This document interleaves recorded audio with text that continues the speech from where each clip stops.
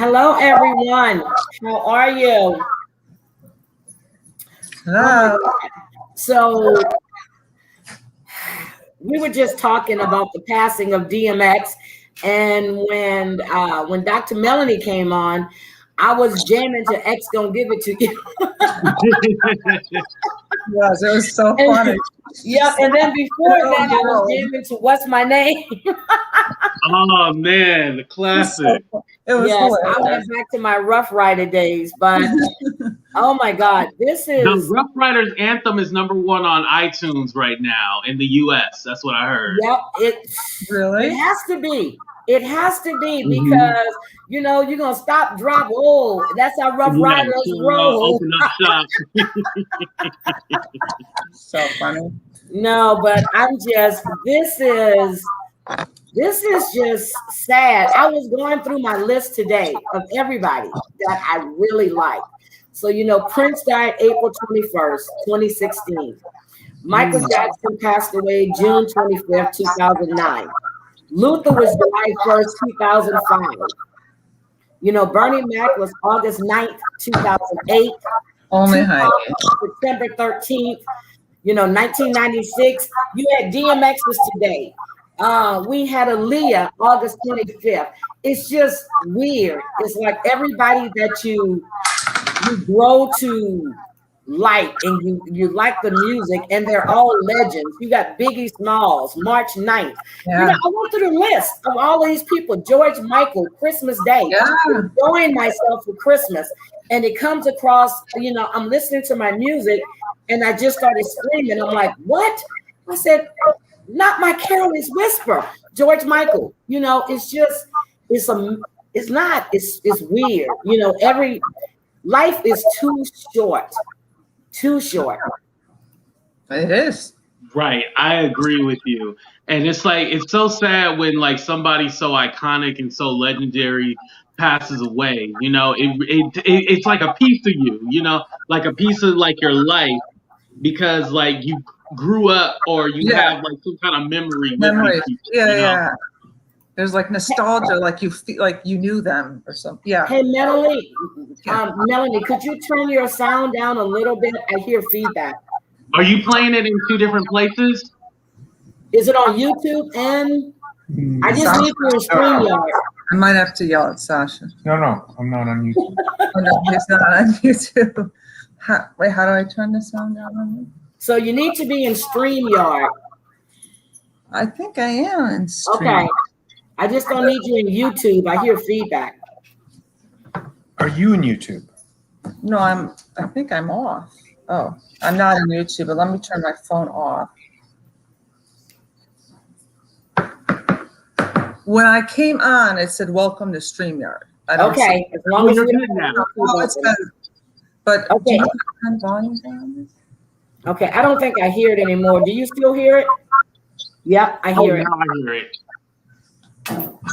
Hold on. Try turning yours off. I'm turning mine off. Sorry, guys. Sasha. No. See, no. It's okay. How You about now? can 82 say Sasha. Come on. Nope, I'm good. Okay. It's better. Yes, it's better. So Okay. weird. We don't have our phones on. I mean, it's fine, but Yeah, but so it's definitely a day of mourning, and then with everything going on with George Floyd, not George Floyd, the trial and everything. So we're going to cover last week's portion of it. We didn't cover day 3, 4, and 5. So with the expert witnesses they had on, and they started out with Genevieve Hanson. She was the off-duty firefighter. yes, I did not see her testimony. Yeah, so she was off duty. She came up on the scene when they were arresting George, and she testified that that there was a man being killed, is what she said, and she and the defense objected to it. They got really upset. So this is what she's testifying to. She said she would have rendered aid, but Chauvin denied her that right. You know, so it was, they were being combative. Well, when the defense attorney got up, you know, he was being combative, talking about, she said that George Floyd was a small, slim man. She said, well, he looks small and slim when you have 3 officers on him. And you know, the judge struck her testimony. Crazy. He struck most of her testimony because she was being very combative. Well, the defense attorney was, you know, she was really emotional, but they're trying to say that her description of George was wrong. It doesn't matter if the man was 7'8". It doesn't matter, but I always find it odd. Like if I were a juror and they're like, oh, there she is. Yep. You know, strike it. Like I still heard it. You know, I mean, it's kind of hard to you know what I mean? I feel like still be in my head. You can look at her and see that, I you know, you can look at her posture. She's really getting upset with this, you know, with the questions he's asking her. And you know, when she said that she looks annoyed. She said that she was desperate to help. She wasn't getting, and she wasn't getting to do what she needed to do. They weren't giving her that opportunity to help this man. So then the defense attorney and 82, I want you to respond to this. The defense attorney asked her, if you were in a hostile environment, would you be able to perform your duty? And she stated she would do what she was trained to do. What do you think he was trying to do with that? I think what he was trying to do was spin it to the way, well, you know, if there was a lot of commotion going on, which I'm going to talk about that in day 8, but if there's a lot of commotion going on, like how possibly can you do your job? So he was trying to trip her up, you know, because I think, and like I said, I think what they're trying to do is like the crowd was, you know, there was a hostile crowd around, and possibly it was hard for him to concentrate on George Floyd rather than doing his job. And so knowing her, she knew like, okay, they're trying to spin this, you know, which they've been doing the whole time. If you've been watching, they've been trying to spin. That's what they do. I've been watching. So Melanie, what do you think? You're a doctor. You go into an area when there's a lot of chaos going on. Would you be able to do what you were trained to do? We're trained in chaos half the time. I mean, yeah, I mean, I'm an internist, the internal medicine service, we run all of the codes. The chaos of a code, I mean, you've got 4 nurses, you're calling out, you know, a CC of epi, and you know, someone's doing chest compressions. I mean, the family may be around, we have to get them. It's complete chaos, but you know, you're focused on apps. I mean, without a question, I would not be distracted by anything. Okay. All right. Because, you know, because when he was saying all of this and he was acting like, you know, everybody was hostile. Remember when I told you he was speaking to Donald Williams? He kept asking if the crowd was hostile and what was going on. He kept trying to get him to say that people were hostile, and he would not fall for it. He would not fall into that trap. And those people were not hostile. They played the videos over and over again. We saw the people were like, help him, you know, like they made it seem like the people were like fighting them, like distracting them from doing their job. Like they literally see this man calling for help, and like you see them all like, what are you doing? You know, they're like trying to talk and reason to there. It seemed like the crowd was de-escalating the situation, but the officers just kept it going and going. So, I mean, how do you feel about them striking her? I'm going to think, I think, don't quote me on this. I think it was like almost 52% of her testimony they struck. Do you know why?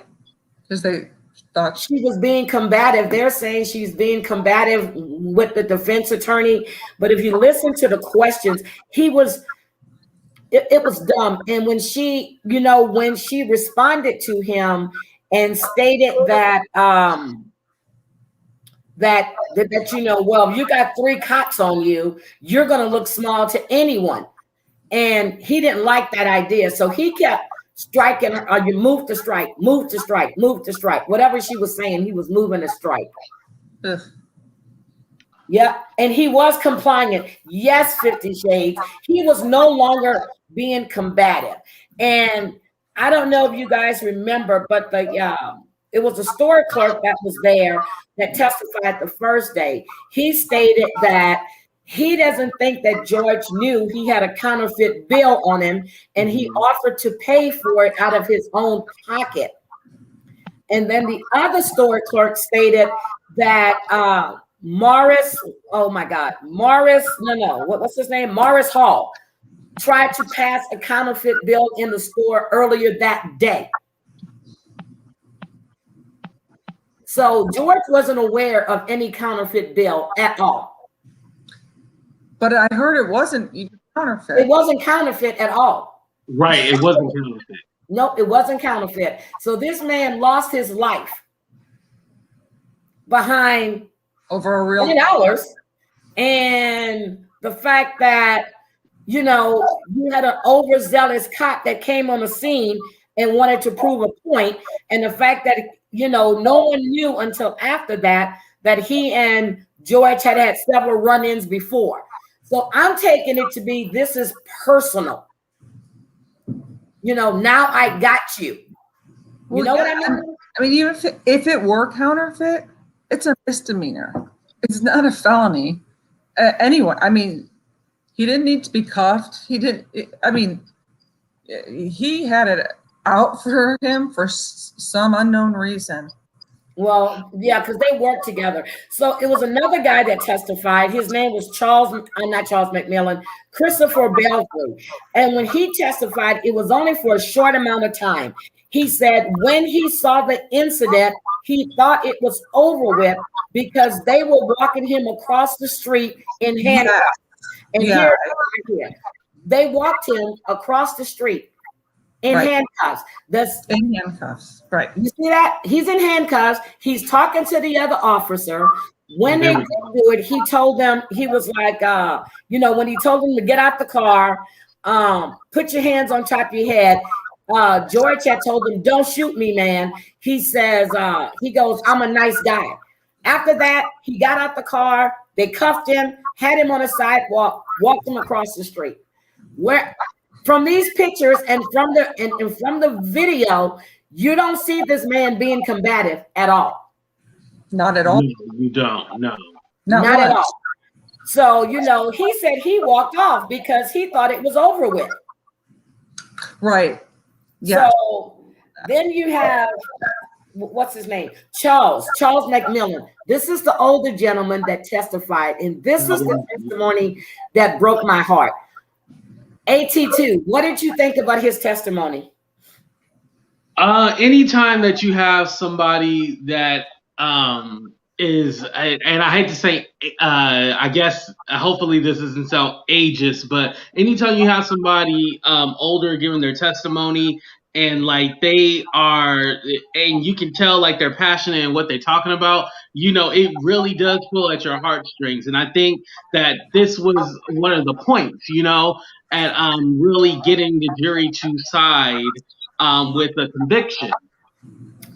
Did you ever hear that Lane went to the car to get a hog tie for George Floyd? I heard that. I did hear that, yeah. I did not hear that until that testimony. And then Mr. McMillan had an encounter with Chauvin 5 days before, and he said, Chauvin said at the end of the day, he just wants to go home to his family. So, it wasn't a bad encounter, but, he said he knew it. he said he knew it was over for George because he kept telling the guys, you can't win. He kept, and you hear him on the recording. He's down. Get off. Yeah. Man, you can't win. Can't And win, yeah. telling them you can't breathe. He's telling him to get up. And he said he knew at that moment in his mind it was over for George.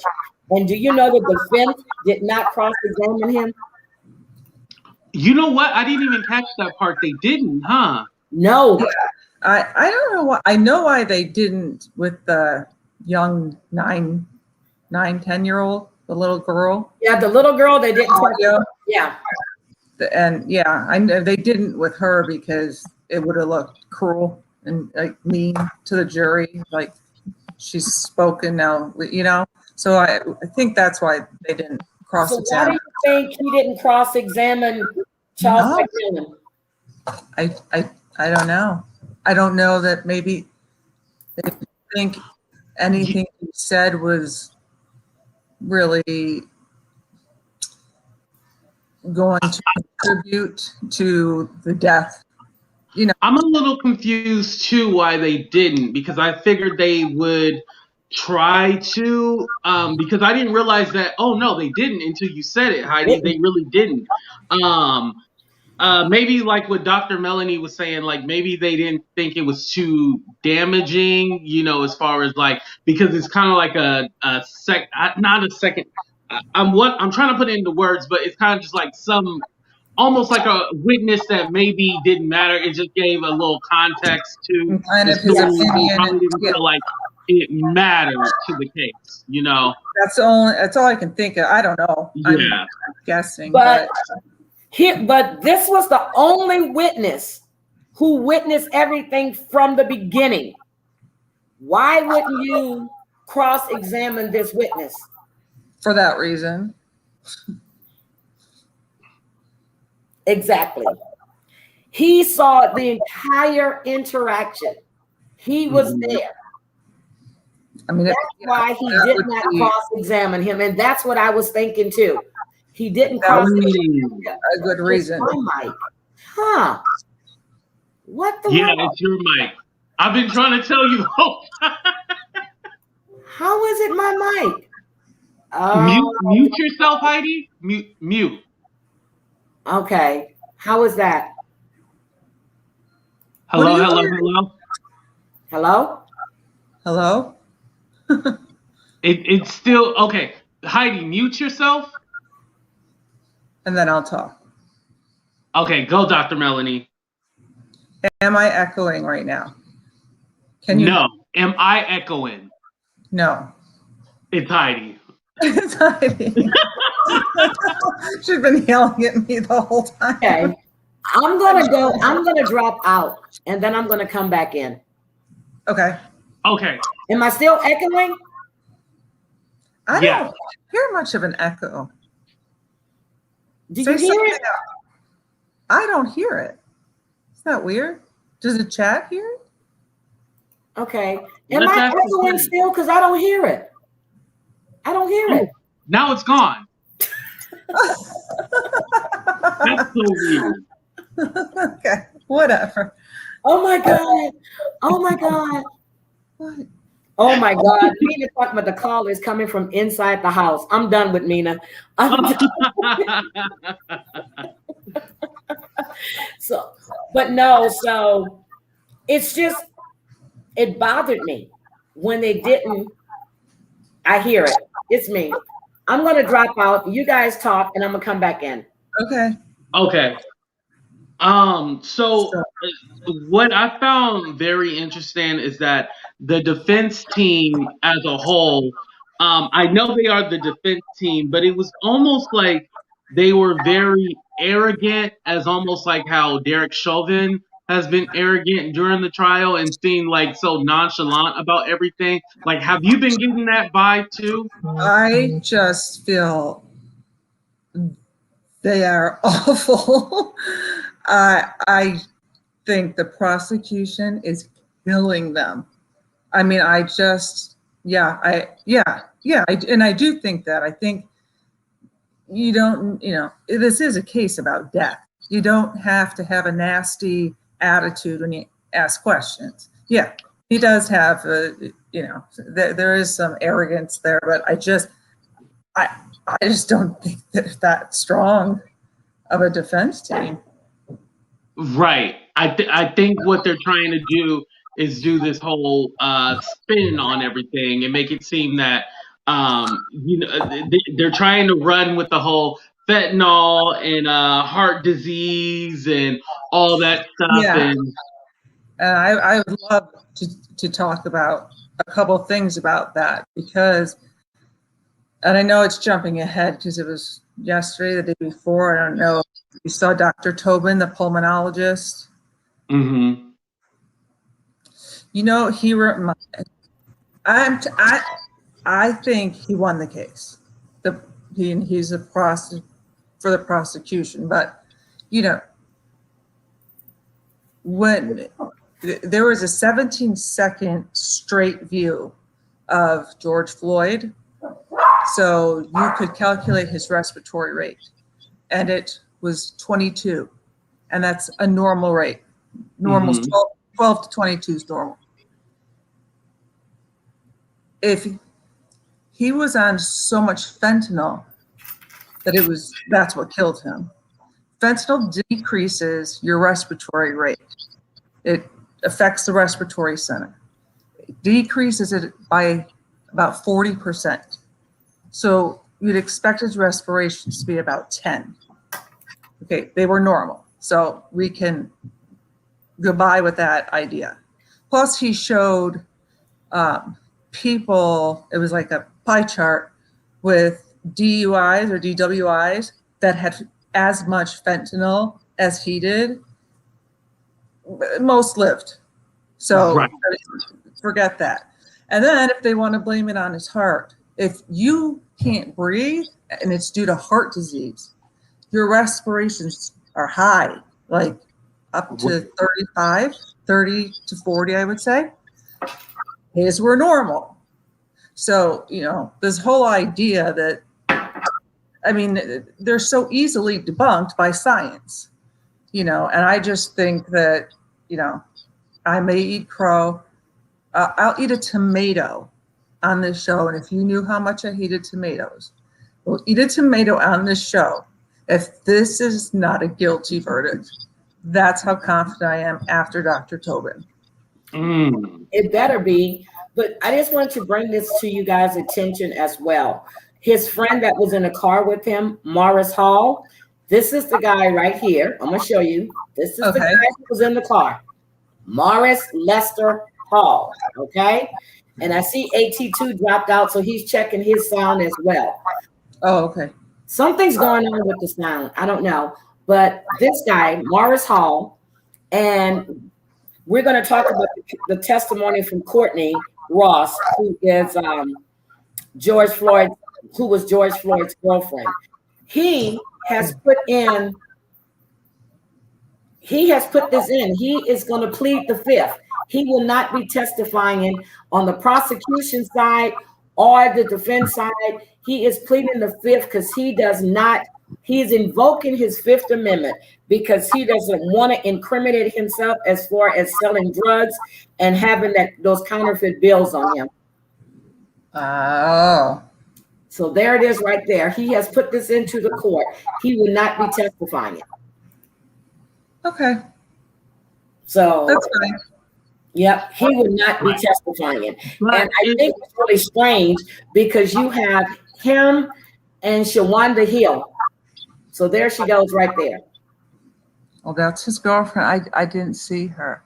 That's Shawanda Hill. So this is who was in the car with George. Shawanda Hill and Morris Lester Hall. These are the people that were in the car with him.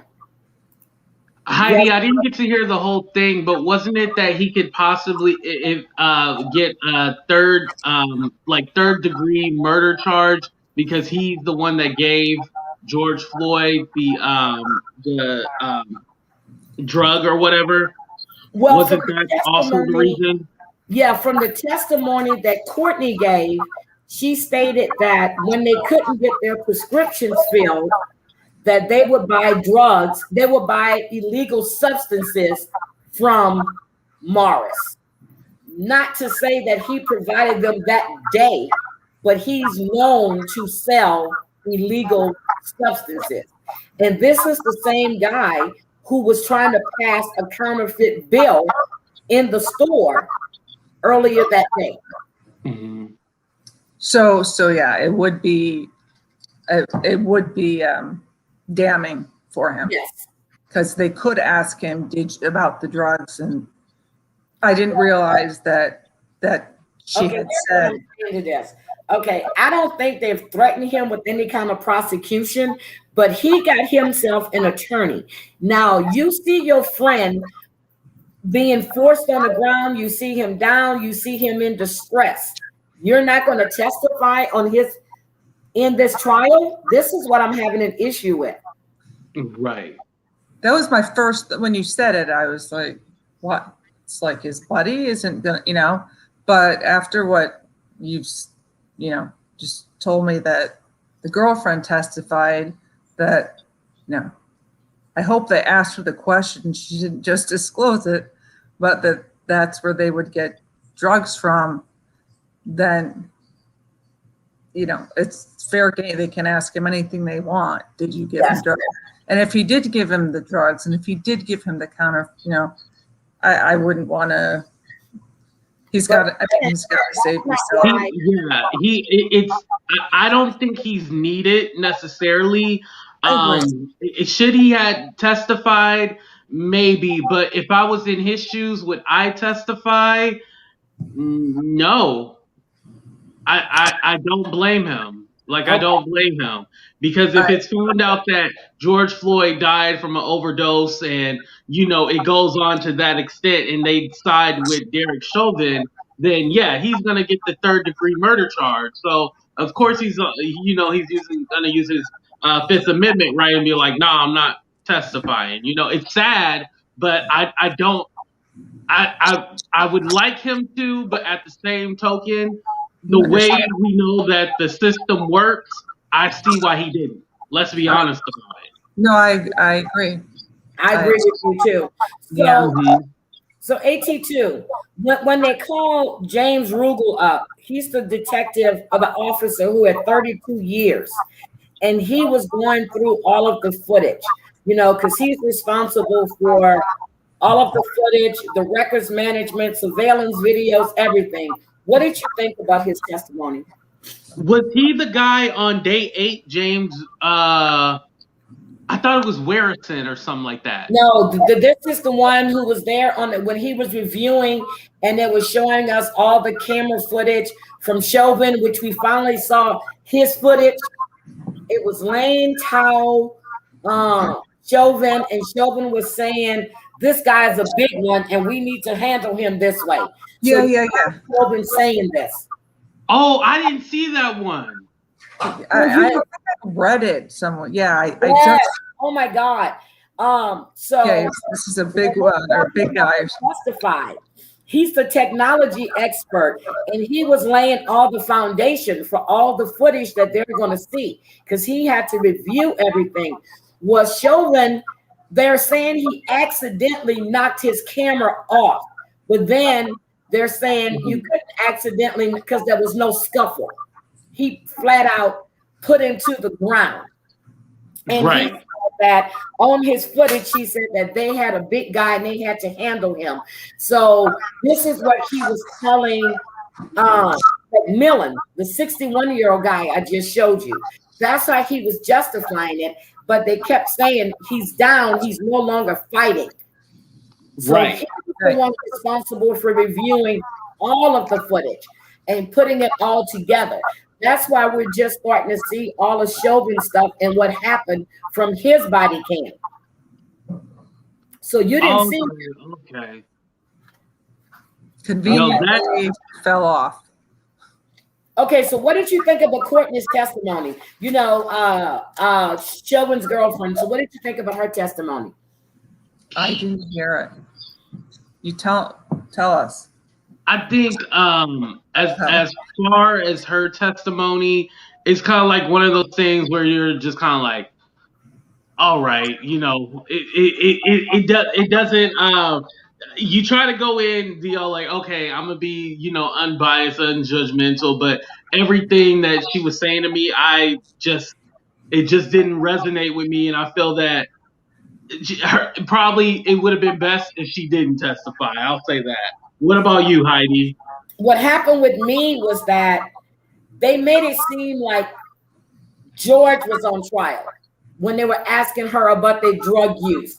And, even though she had explained it that they had an opioid addiction in the 3 years they'd been together, they were doing drugs.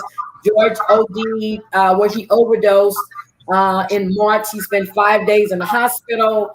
But when he came out, he was doing exercising, he was lifting weights, he was doing things after he got laid off to keep himself active.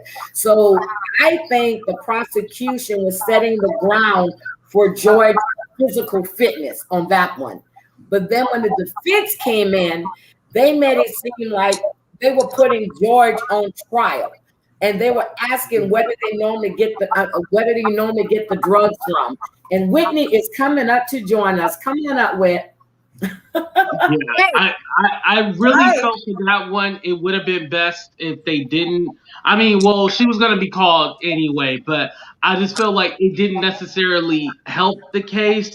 But I don't think it hindered. It was almost like they were going to use her to try to spin the narrative of like, oh well, he's had problems before with drugs, and they're gonna keep up with the whole drug thing. So I feel like that it was almost like a setup, you know what I mean? Where they weren't the defense team wasn't going to use it as, oh, he turned around, changed his life around, where the prosecution of course is trying to show that side, that look at him now, he was exercising, his physical fitness basically, to show that, okay, that little fentanyl that you found, that wouldn't have affected him. I see where they were going, but I felt like they probably should have just left that alone, because the defense team was going to spin that narrative. You know what I mean? Yeah, they're trying, but it's irrelevant what if happened last year or what. Right. I mean, he died of homicide. It's written in the autopsy, and cause of death is different than an autopsy. You find a bunch of stuff in an autopsy. The cause of death was homicide. What the medical examiner didn't write, that did they have a second autopsy, a private one? Yes, they had two. They had a private autopsy. Okay. Because the first one, who should go into another field, he did not write down asphyxia, but he did write down homicide. Yes. He did include in there that he had a hypertrophic cardiomyopathy and that he found some fentanyl, and which, by the way, if they were so sure it was drugs, they're required to give Narcan. They didn't give him any Narcan. I'm glad you brought that up, because I was going to bring up the Narcan, but let me hear what Whitney have to say. Yes, ma'am. Okay, so I appreciate Dr. Melanie's synopsis of like the medical piece. So I'm an MPH student, and I mean, I always relate to the health piece of things, but with MPH, it's an intersection of, or with public health, it's an intersection of health, but also social work. It is not a cop's job to be the judge, jury, and executioner, regardless of what is in an individual's body, period, point blank, that is it. You are supposed to detain the individual. He was detained appropriately. He was not fighting back.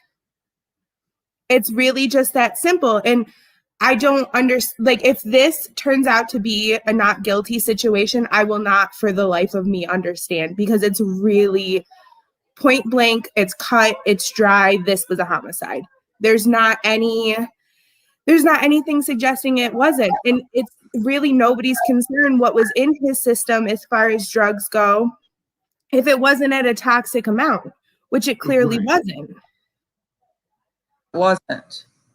That's just my piece. Yeah, I agree with you. And it's awful. Like it's really. He wasn't combative, so why was he even on the ground? Exactly. And let him lay there for 8 minutes without medical treatment. Like anybody in the health field knows, like you don't do that. And you had people right there that were willing to treat him or to help him. And another thing I wanted to mention, so I don't know if anybody listens to NPR, but I'm a huge NPR fan. And they did a segment essentially about how the jury was picked and the defense kept turning down people of color for the jury. Yep.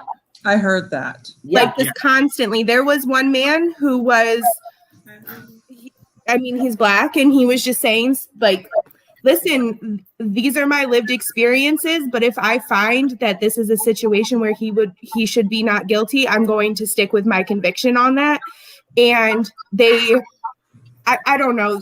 I think it's called a strike. They striked him right out. He was like immediately. And they did that with a couple of other people. So I would definitely look into that for anybody that likes to listen to NPR because it was really interesting. Okay, so I'm glad you're up here. So the first person to get there after all this is going on, when the ambulance is called, you had the EMS worker. Now I need you guys to explain to everybody what is an EMS worker. So because this is when he gets there and he's actually, okay, you see George there. Yes. He's on the ground. Dead. He's checking. Notice Derek's knee is still on him. Yep. Yeah, that knee is still there. It was on for 3 minutes and some seconds after he was dead. 3 more minutes he stayed on there after he was lifeless. So he's in there checking for a pulse, right? When they go up and he testifies, he's saying that when he got there, the officer was still on Floyd. He checked for a pulse and there was none. He said he's checked his pupils. They were dilated.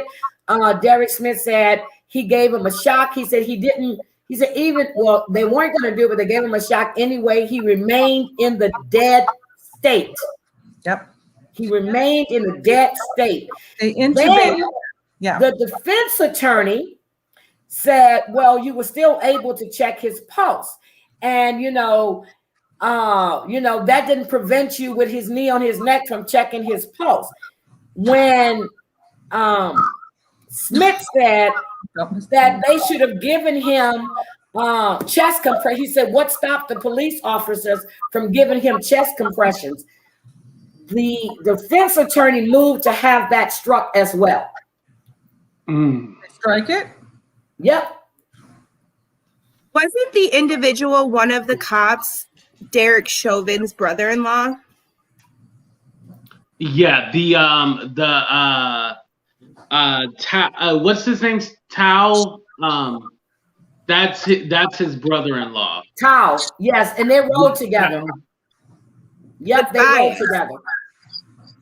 Which is not what should be in our law enforcement system.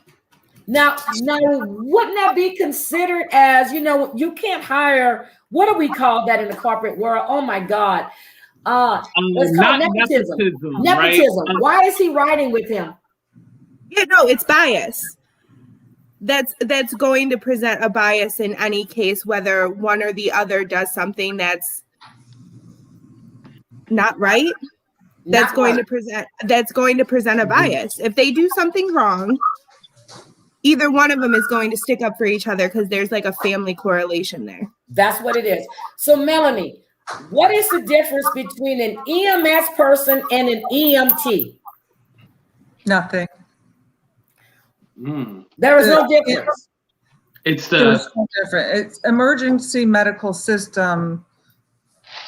It's an EMS is like the emergency medical services, and then an EMT is an emergency medical technician.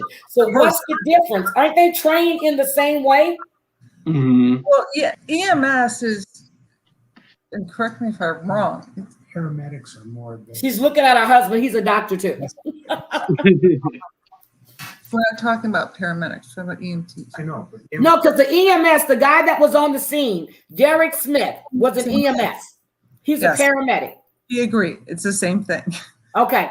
I feel like EMS is the system as where EMT is the technologist itself. Right. That's more of like the professional It's a person. title, if you will. Okay. So he got there, checked for the pulse, pupils were dilated, everything was done.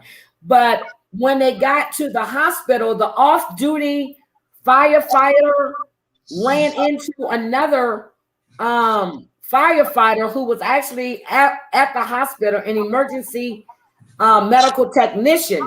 And she told him about the incident that she witnessed with George Floyd. So they were all there. She related the same thing to him that she saw that Derek Smith told him when they got to the hospital as well. So I'm trying to find out what was so hard about them rendering aid to this man. What was so hard about that? The same thing that was so hard of him getting off his neck. You know, who knows? I mean, To me, they didn't see him as human, basically, right?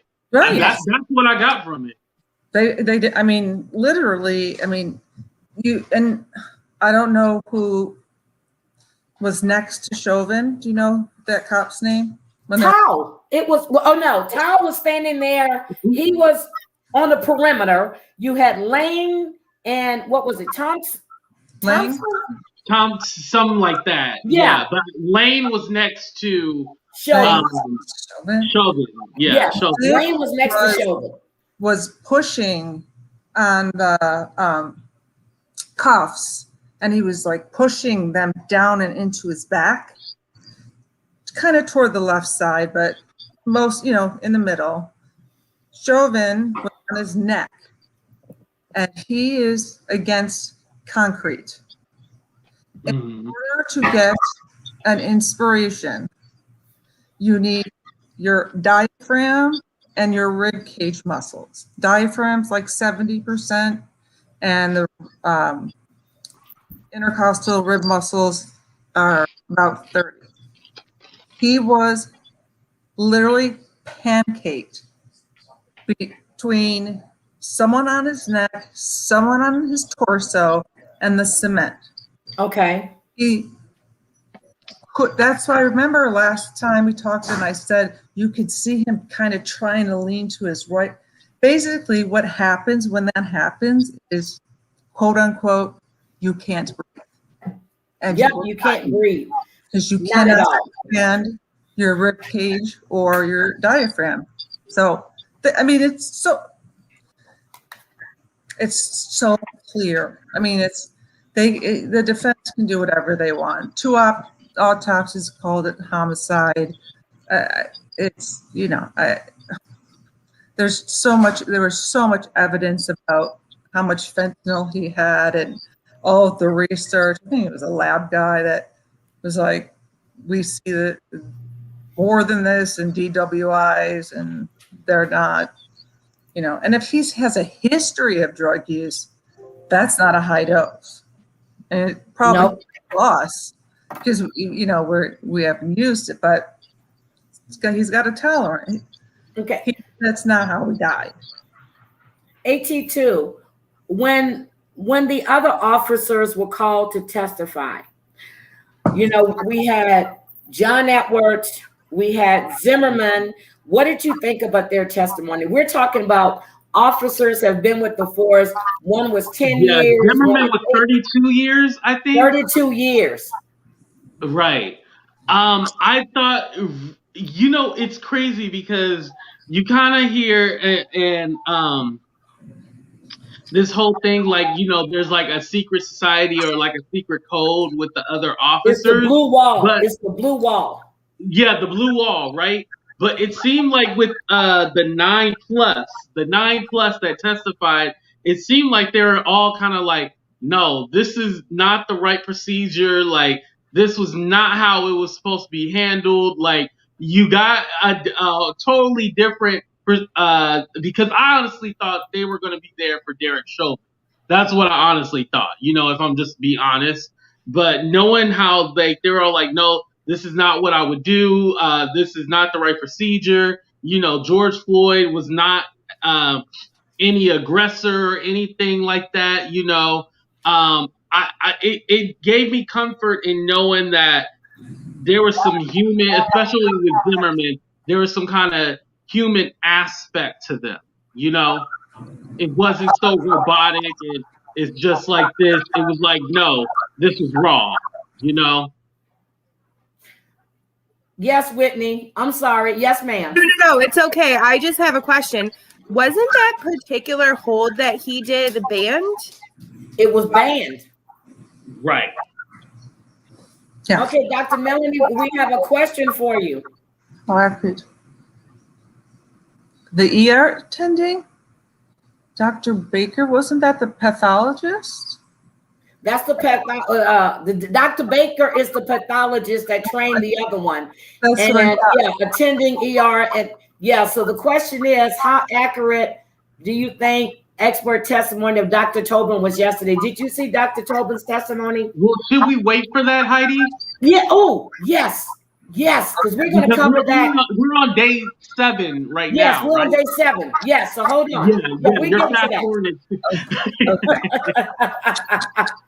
I'm sorry. I wanted to go out of order, but Heidi want to go in order. So let's go. I I've been going out. I didn't know we were going in order. I've been going out of order. Okay, let's stick to the order. Okay, AT2. So when we had John Edwards, he is the black detective, and I think I pulled his picture too. John Edwards is the black detective right here that secured the scene. Which one was he? Did you pull up the picture? Oh, yeah. Okay, he's the one that told Lane and can't remember his name, Alexander, to leave their gear in the car. Lane and what's his name? Lane and there's so many cops. Lane and Cone, Cone. He told them to leave their belongings in the car. So he secured the scene, and then the other one came down, lieutenant, and escorted them to the police station. So they left everything right there. Why do you think they did that? I felt that was interesting too. Like, I don't know why they would have left their stuff there. I was a little confused by that. I don't know. I didn't know. Oh, go ahead. No, I didn't know. I'm asking you, Whitney. What do you think? Did they have body cams on them? Yes, that they would make did. a difference. That's why. Because then the body cam evidence wouldn't be at their disposal. It would be almost tough to get back to like point A where this all went down and the body cams are in the car. That makes sense. But I thought with your body cam, because that's part of record management, and that's why James went to the scene, but I thought they had backup. You know, all that stuff goes to our data management. How many times, though? I mean, let's just talk about real life. And I am not in law enforcement, so I can't speak to this. How many times do people have signs up that say, like, active surveillance, and they're not actively surveillancing? Right. Well, that's why he had them to remove everything and leave their belongings in the car. And then he went to Cup Foods and interviewed the manager there. And the manager said that he wasn't privy to any of the interactions with the cops and George Floyd. But I just thought it was weird. Now, what do we think about Lieutenant Zimmerman? What did he do? I don't know who he is. He's the one that got to the scene, and he's the one that was called when the lady, you remember when a dispatcher called and he got there? That's what he's the one. Oh, and he's the one that arrived. And he was talking about the excessive force. That's the one that killed him on the stand. That's the one that did him in. Right. I think he's the standout. Huh? I think he's the standout. I think, like you mentioned, the blue wall, and I think there's like a certain amount of implicit bias that happens in law enforcement, and I think he's the standout. He's like the type of individual that may be going into this job for the right reasons.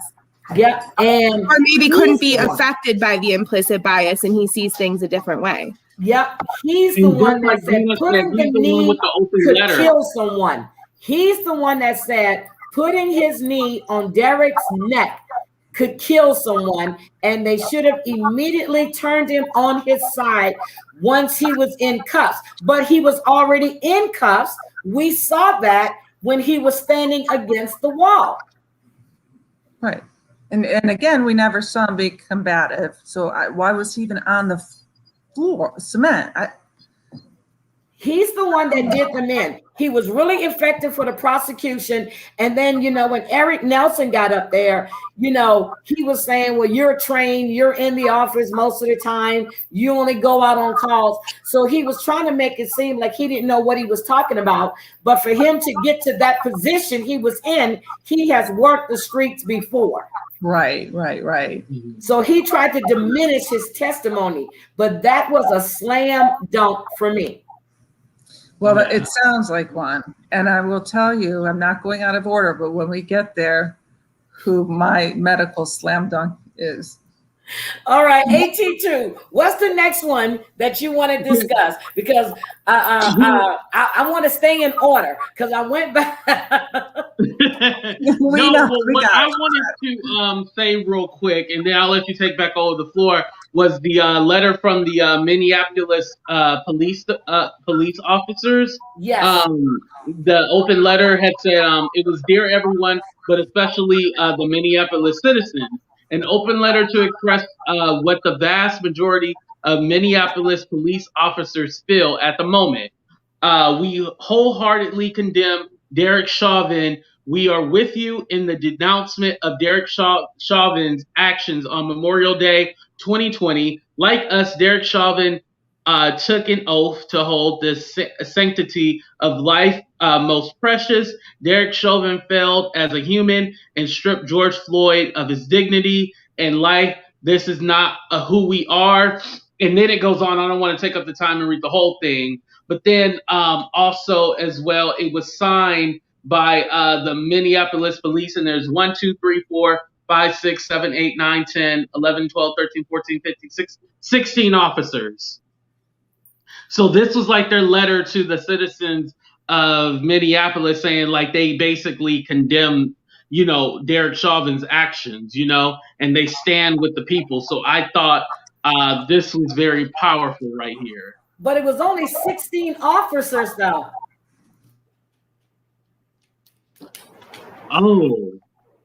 Oh, I didn't even think about it like that. I mean, I wonder how many officers in totality are in that jurisdiction. Let me look it up because now I'm intrigued. Because Yeah, it's only because 16. that's just 16 officers. That And you could be a gotta really small remember, ratio.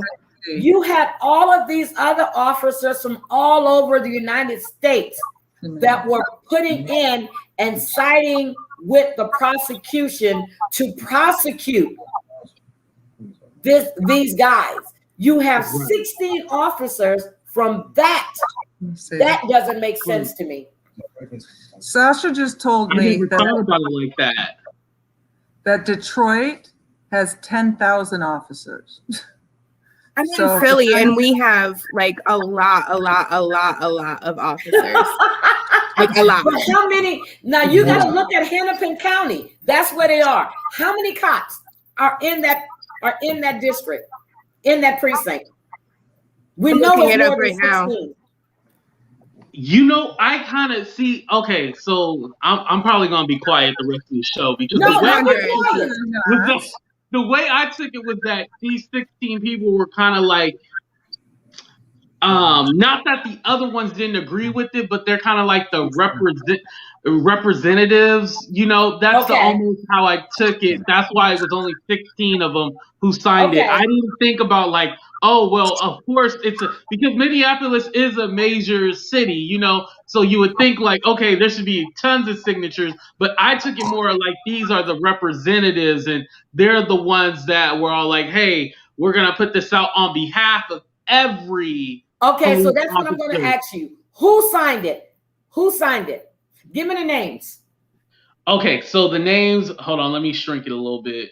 Mark Klukow, Christy Nelson, Pete Stanton, Muhammad Abdullah, John Delamonaco, Charlie Adams, Nick Torberg, Gary Nelson, Molly Fisher, Richard Zimmerman, Darcy Klund, Mike Kirchin, Rich Jackson, and Steve McCarty. Okay, those could be union reps. They could be.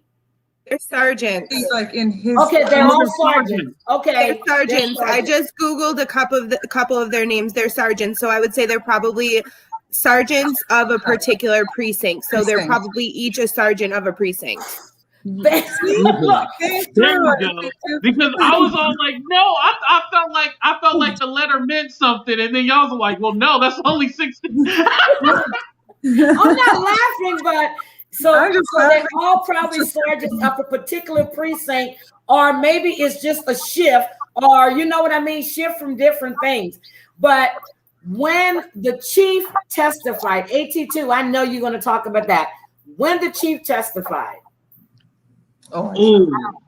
I felt like the chief was just, he basically, the defense team, he basically shot down all their arguments, you know, and he was the one to really be like, no, this wasn't right at all, you know. He really stuck to his guns, you know, even when they tried to trip him up on stuff, like he stuck to what he was talking about, and I really appreciated him for doing that, because you think the chief, he would be kind of like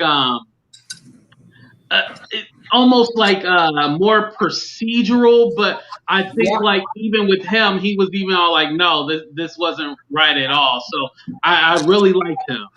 I liked him a lot too, and he said, "This isn't part of our training. This isn't part of it." Yeah, I thought it was great. So, I'm sorry, Whitney, what did you think about the chief testifying? No, I was just going to ask. I was going to kind of divulge into something real quick. Do y'all think that this could be a personal bias because they knew each other? Like maybe that's what I'm saying. I think because I've heard it and they were talked about it. They're going to bring in the owner of the club too. When Chauvin and Floyd worked together and the scuffle they had, I think it was Chauvin's way of saying, I got you, because he was too aggressive yanking him out that car. Mm-hmm. He was too aggressive when he threw him down to the ground. When his knee is in his neck, he had this smirk on his damn face, like, I got you now. You know, what you going to do? You on the ground. To me, it was personal. That's is my opinion. It was personal. That's my opinion. It went too far. It was a personal thing between Chauvin and Floyd. Chauvin used his position of power to get over on somebody because he felt like that person did him wrong. And that's my opinion. That's my opinion. Well. Now, you know, and everybody that's testifying, all the police officers, you know, I'm looking at his defense attorney. What do you guys think about his defense attorney? Because I got an opinion about him. So do what I. do you guys think about the defense? Yeah, while you were gone, me and Melanie were kind of talking about that whole thing with the defense attorney and the way he just seems very cocky and arrogant. And it's almost like, you know, I understand that he has to defend his client. I understand that. But it's almost like he is antagonizing people and really trying to spin a narrative on people and make them seem like they're the ones crazy. And he is asking things that are not relevant to the situation. And my thing is that he knows that his client is in the wrong. The best way that he could spin it at this point is to try to get him a lesser charge and try to really and I know we're kind of like, it's right now the prosecution side right now. So, you know, the defense team hasn't got any witnesses yet, right? No, they haven't gotten any witnesses yet. None. But I have a picture of George on the stretcher going into the ambulance, and I'm not going to put it up. I just looked at it again, and he is dead on that stretcher. Huh? And I'm not going to put it up there because I keep looking at it. I keep wanting to put it there because when they got him in the, you can hear on the mic. I don't know if you guys were actually listening. They asked him to take the handcuffs off of him because he was non-responsive, and Chauvin said no. No. I did hear that, yeah. He said no. So what was the purpose? You could have handcuffed him. If you've been in the back of the ambulance, I have. They got the thing that you can handcuff him on the thing. It's a railing. You can handcuff him. You can take one, put it on a railing, and handcuff him to the bed. He didn't still have to be handcuffed behind his back. Well, I think that goes into what Whitney was saying. It was like a personal vendetta against George Floyd. So Whitney, I mean, you know, and then I'm going to show you this one picture. Here he is in the store. They said that he was high. He was, when I watched the video, he was walking straight, steady. Yeah. He was laughing. Mm-hmm. Right. It doesn't matter if he's high or not. Yep. It doesn't matter if he's high or not. And if he's high, distribute Narcan. It does not matter if he is high or not. It doesn't matter if he's intoxicated. Totally. So cops are not meant to be judge, jury, and executioner. They are meant to take people to the proper facilities, and then the law will play out as the law sees fit. And I like what Mimi just said. You see what Mimi just said, which is what we were just talking about. And you see Ashley saying the same thing. He hated George, just like you said. It was a vendetta against this man. And what my thing about the defense guy is, he's collecting a check from the Fraternal Order of Police. I don't think he really wants to defend this man, but he's putting on, because look at the people he's come and tried to attack. It makes no sense. You don't cross-examine the technician who has all the video. You don't cross-examine him. You don't cross-examine the witness who saw everything from the beginning.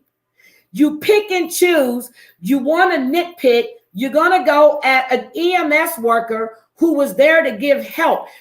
You knew when you asked that man that question what the possible answers could have been, and he still got slammed when he said, what stopped them from giving him chest compressions? It's like he doesn't, I'm sorry. No. Go ahead. I don't think it's that he doesn't want to defend Derek Chauvin. I really don't think it's that. I think he likes defending Derek Chauvin because he gives me that arrogant, cocky attitude, holier than thou. This is my big break kind of attitude. That's the vibe I get from him. I don't think he's picking the right things because prior to this case, he was primarily a DWI attorney. So because, I mean, he's going from DWIs to something completely out of his realm of what he's typically used to. So I just don't think he has the expertise in this area. Yeah, he's not. He's probably the only one that wanted to do it. Probably. Because here's the thing, this in theoretically in a perfect world, and I will say that things like this that I can't hear you, Heidi. Are you talking to us? No. Okay, sorry. Theoretically, this is like, in terms of police brutality, I think that this is the case that may actually get a guilty verdict. And it was my mother. I'm sorry, guys. No, you're okay. How dare you? I think this might be the case that actually gets a guilty verdict. And that's not to say that I don't think that the other cases should have gotten a guilty verdict, because I definitely do. Because, I mean, Philando Castile, Trayvon Martin, all should have been guilty. Like, the individuals on the other end of those cases should have been guilty. However, this is cut and dry. But I think that this lawyer is here for the clout, and then he's going to be out. That's just what I think. Yeah. I'm not getting that from him. It's something about him that's really, well, yeah, he's shifty. He's very shifty to me. Yeah. He's shifty, and this isn't his expertise, but he's trying to play it off like it is. He's just trying to get his 15 minutes of fame. But don't you think it's strange there's only one defense lawyer and not a team on his side? Yes. Because this is cut and dry, or at least in my opinion, that's how I see it. They only provide teams to people where there's a probable chance of that individual or those individuals winning. There's not really much of a chance here, at least in my opinion. I mean, we've had our hearts broken before by thinking that too, but we've never had such footage like this. Exactly. Or even, for example, Dr. Melanie, like the credible medical evidence there is here. There never has been this credible medical evidence. It's all been relatively subjective. Right. Right. Exactly. But this is not subjective. This is objective. No. And supported by science. And all that defense attorney can do is gaslight every witness and make them think they're the bad one. I mean, because okay, so Mina is saying that Chauvin has 12 attorneys. I'm just finding it, I don't see these attorneys, and Eric, I guess, is just the one, he's the head attorney, because you know how the prosecution has been switching up on the different attorneys that are in there. You know, you got Frank, I'm only seeing this one guy, and he just looks so nonchalant. It's not even funny. It's like, I'm here. I don't really feel like being here, but I'm going to do what I need to do. Basically, it's right. Done. Okay. As far as Nurse Jen, I don't think it's an issue of whether he's smart or not, because I think somebody can be super smart about something or have an expertise in something, but not be as great at the next thing, if that makes any sense. Right. I don't think he's dumb. Yeah, no, that's not I don't think any of us were saying that. No, we don't think that. No. Not that. Maybe you shouldn't have took on this case. Yeah, he could be dumb for that, but I mean, other than that, I don't think he's dumb. I think, obviously he has to have a brain. Okay, and I don't think Holly just stated. Okay, look at what Holly just stated. And Holly and I had this discussion. Her husband is an officer, a detective, and he runs a squad. She said when all the rioting and everything was going on where they lived at, her husband isn't like Chauvin. He's not like these other. She feared for her husband. Not that she doesn't fear every night. Right. But this was totally different. This man doesn't even wear his uniform home anymore. He doesn't leave his house with his uniform on. He changes when he gets to the station because they don't want nobody to know that there's an officer that lives there. Oh, God. So this is what she goes through all the time. That's horrible, Holly. And she also stated to me that every cop that her husband worked with felt the same way that the chief does. He deserves to be prosecuted. He is guilty of murder. He is. I mean, they gave us the cause of death. So, and this is the fear. Like, even now, after all of this stuff happened, I see cops, I'm in the store, I always tell them, be safe out there, be safe. Yeah. It's a job. You may have a few bad apples, there's always a bad apple in the bunch or two. It's like bananas. One, you leave them on the stem too long, they go rotten together. But this man is, I'm sorry, this to me is disgusting. And so I had my mom on the phone and she was talking to me and she was like, I was watching a trial today and she says, I don't know why we're having a trial. He's just guilty. That's what she just said. Because of the Constitution. I said it's due process, Mom. You got to do the due process. But he won't even take a plea deal. But did they offer him a plea deal? I didn't hear but them offering him a plea deal. No, I didn't hear anything about a plea deal. No. Whitney, do you know if they offered him a plea deal? So. I don't think so. I don't think no one wants to give him a plea deal. No. Do you? I mean, this is bad. Like this is like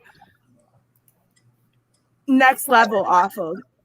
I mean, every case that's similar to this is very awful, and I'm not saying that, but this is like it was just right in front of your face. Like there's no disputing some of these things that happened. So I would assume there's no plea deal. I am, however, going to look it up because that's how I am. Right. I'm actually going to look at that right now. So, do you think, Whitney, on the testimony you heard this week, what testimony stood out to you? What was that guy's name that did the testimony? He better be. That was right there. And he was a younger man. Sean King showed it. Is it Donald Williams? I believe so, yes. Okay, that's the He's like, yeah, I called him those things. Yeah, he was definitely kneeling on his throat. Yes. I just appreciate that certain level of honesty. So the state refused to offer him a deal. But I'm just going through with all of the testimony we heard from this week and last week, and they're talking about the trial is going to last maybe 6 weeks. How? When the medical examiner was on today, how are they going to last 6 weeks? How long has it been? 10 days now? They started on the 1st. What was it? It was started on Monday. So it wasn't Monday, the 31st, on the 30th. The 30th. The 30th. What month are we? So what I found that the Attorney General William Barr, he rejected the plea deal for Derek Chauvin. So the Attorney General of the United States, that's the Attorney General that was in office when President Trump was there, William Barr. So he rejected it. So there is no plea deal. There's no plea deal, no. Yes, the 29th. Thank you, Sherry. I thought it was the 30th because I thought it was the 30th because I had somebody on the 31st. Okay, but Donald Williams was the individual I was referring to. Yes, he's the MMA expert. So, AT2, whose testimony stood out to you this week? Well, there's actually a few people. So, James Rarison. Yes. I felt like his testimony because remember, he almost slipped up. I almost wanted to cuss him out, but he redeemed himself. Remember they played the video and they were saying they quoted George Floyd as saying like I ate too many drugs. He's like, oh yeah. And then when the prosecution was all like, it wasn't Blackwell, but it was the other guy. He was like, let me play that again for you in full context. And they played the whole thing. He was like, oh, he said, I ain't do no drugs. No drugs. They knew what he said. Said. Right. They thought it said, I ate too many drugs. Who says that? Oh, I ate too many drugs. Like, no, unless you eat an edible, you know, like, oh, I had too many edibles. But you say edibles. You don't say too many drugs. You say edibles. So that doesn't even make any sense, you know? And then Jody Steiger, the use of force expert, I loved his because, like, you know, basically what he was stating was that when they were like, well, because the crowd was all around, you know, could Chauvin had got wasn't attentive to George Floyd because he was distracted? People were like, no, like that had nothing to do with it, you know?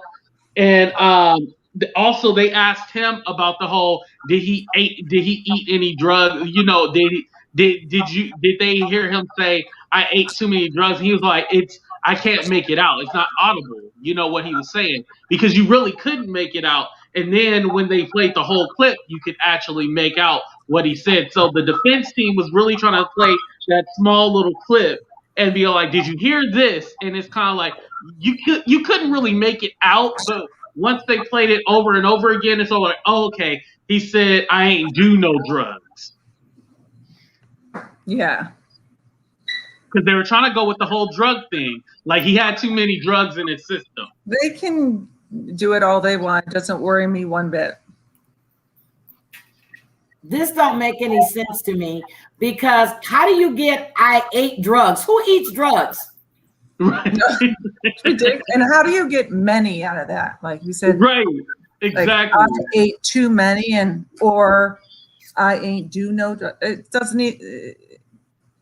So, okay. So on that part, when they were talking about the drugs. So Steiger, what is it? Steiger? I think that's the name of the guy. How do you mistake that? Seriously, how do you mistake that? They heard drugs and they were like, oh, let's spin this narrative on it and say that they just heard the word drugs. Now you could hear the word drugs, but who's going to admit that they ate too? It just doesn't make any sense, and that's not Ebonics. That's not nothing. Nobody says I ate too many drugs. Like it just didn't make any sense. And did you know that Morris Hall is currently in jail on a no contact order for a charge of a felony charge of violating a no contact order? I did hear that. Yes. So this is just but they're not specifying who was he not supposed to contact. Right. That I don't know. Yeah. Now, Dr. Tobin testified. Melanie, did you see Dr. Tobin's testimony? Oh, wait a minute. I have you muted. I'm sorry, Melanie, it was an echo. Did you see or hear the Dr. Tobin's testimony? I said after seeing it, I'm kind of like attracted to him now. Oh my. Crush on him. Hi, Jeff. So tell Sasha. She doesn't mean that. So he said that the shallow breathing led to the low level of oxygen caused by the prone position. Correct. Handcuffs behind the back and knees on the neck and back. How does that come up with it was an overdose? Right. And he died from a low level of oxygen. That's what he said. What point blank, this guy is a genius, let me tell you. Actually, he was one of Dr. Ivy's attending physicians at Loyola. That's where she went. It's a friend of mine. Heidi kind of knows her. Yes, Dr. Ivy. She went to Loyola, and my cousin went to Tulane. Oh, smart people. But no, he's also he's got a PhD in physiology. He his slides, his explanations. Do you remember in the OJ case, people say F. Lee Bailey won the case with like his one question when he said, "Have you ever used the N-word to whatever that racist act was?" Yes, Mark Furman. Yes. And Mark Furman said no, and then they found tapes of him saying it many times, and after that was it. That. And they had Cochran, and they had all these great I was to say judges, lawyers, but because there was the question of did they set him up because the glove didn't fit, all that, but a lot of the news people were saying like that one thing won the case. I gonna say it now. I was gonna tell you who my medical Dr. Tobin. he talked about if he were the fentanyl would have decreased respirations and they were normal. He talked about if it was his heart. He broke it down so well. That's why I'm saying it's a. But the defense. I mean, that's what they do. They have no. I mean, they're defending. They sound ridiculous, and they're going to keep talking about drugs. Mm-hmm. Keep talking about his heart, and they're going to, but he was murdered. I feel like all three doctors are the stars of this one. Dr. Baker and Dr. Lindsay Thomas too, as well, because they stuck on to the chest compressions and the restraint. They stuck on those two things. Like the defense did ask them, could the fentanyl and the heart disease play a role? And they were like, well, yeah, that could be a cause, but it was the chest compression and the neck restraint that caused his death. That right. if it wasn't for that, he still would be alive. So I felt like all three doctors were actually good. Sorry, I fast forward to today, Heidi. Go ahead. No, that's fine. Because I wanted to get to the doctor's testimony today, and I like what Nurse Jen. Now, in case you guys don't know, Nurse Jen is a real nurse. She is a real nurse. But Whitney, I mean, and I know you've been watching, and I know you're taking all of these courses. So what do you think? As far as the doctors say? Yes. So I'll be forthright. I didn't watch today.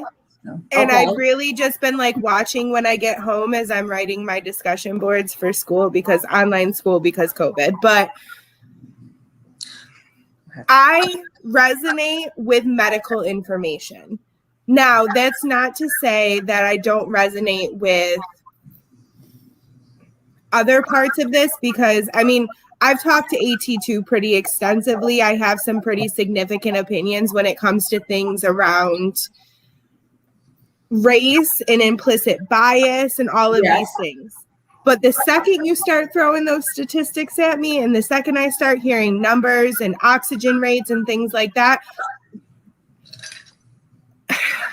it sticks with me. And I think from what I've heard from the doctors thus far, they've really kind of given a full synopsis of, why this was more so because of the position he was in, the physical position he was in as far as the hold goes, and the asphyxia goes, rather than the fentanyl piece or the piece about his heart. Now, what I will say about fentanyl, and I definitely agree with Dr. Melanie on this, fentanyl is going to impact you based on your tolerance.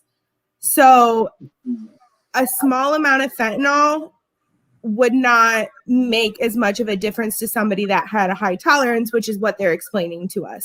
So it's very hypocritical for them to be leaning back on the fentanyl because you talk about how he had an addiction issue, but then you show a small amount of fentanyl that if you know anything about public health, you know that tolerance is a huge part of addiction.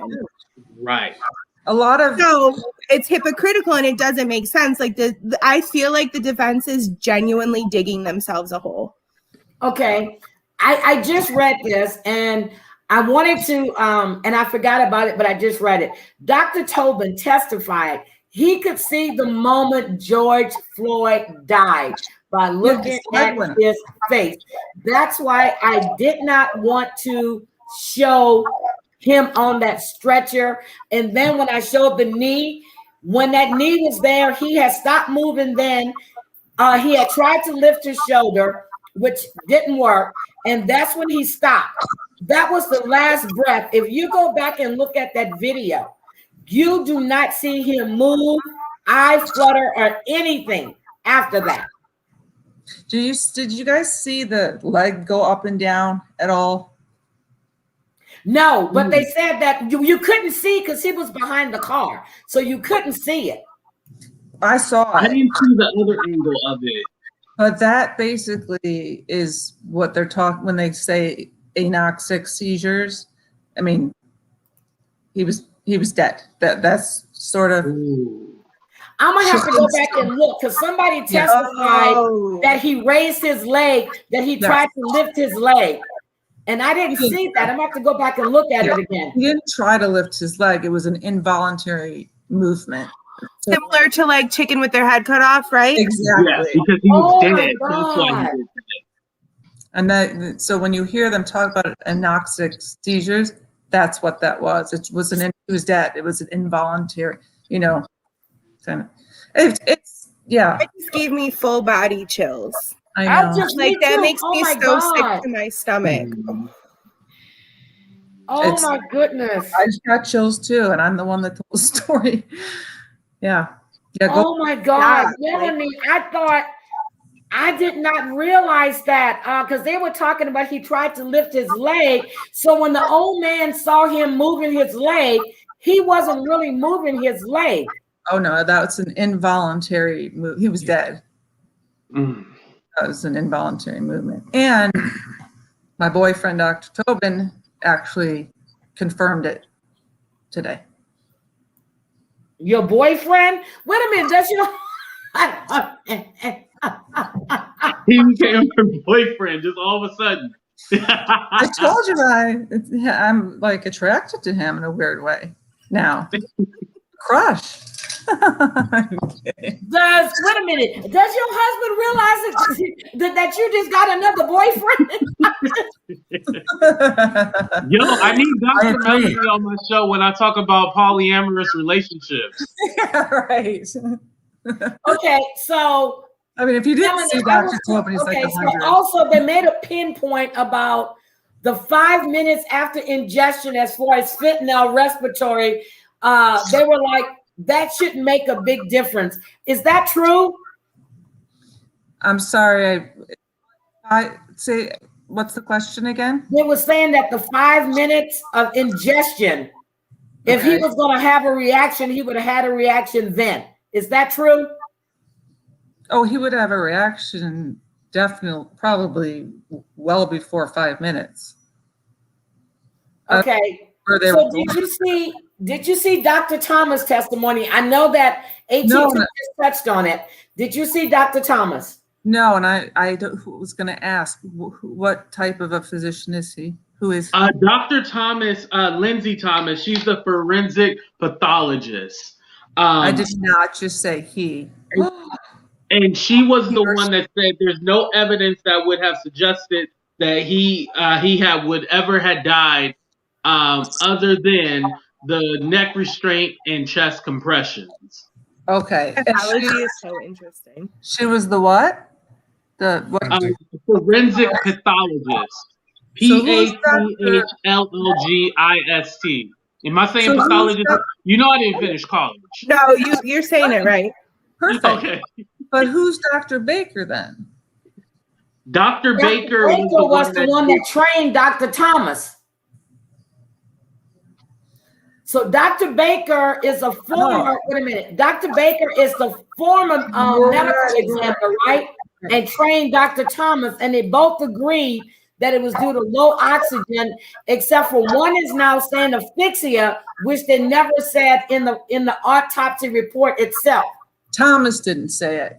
Yes, Thomas didn't say it. I didn't think he was that strong. I didn't. In fact, for a minute, I was confused of whose side he was on. I swear. But ultimately say that, it was a homicide, but, you should have a cause of death after, my mom passed away out of nowhere. We did an autopsy, and the autopsy said cause of death, coronary artery disease. Like, you should have a cause of death. So the cause of death, okay, so they ruled out the fentanyl overdose. So they ruled that out. They ruled out, okay, so they're saying the cause of death was a reason with, let's see, so they ruled out the drug overdose as a reasonable degree of medical certainty. So, but they did say, and I think I pinned, it's in my comments at the top, they're ruling it as low oxygen due to the fact of the restraints in the knee on the neck. So they ruled it as a homicide. wasn't the defense Heidi trying to say that? Wasn't the defense Heidi? They were trying to say that Dr. Baker should have put the what was it called, asphyxia? Asphyxia. Asphyxia. Yes. Weren't they trying to nail him because he didn't put that on there? He put the low oxygen and stuff like that, and they're trying to say, well, if that was the cause, he should have put that on there. Yes. Okay. Are you talking about Dr. Thomas? Dr. Thomas. No, Dr. Baker. Dr. Baker was the one that actually did the autopsy, and Dr. Thomas, Lindsay Thomas, she's the one that trained Dr. Baker.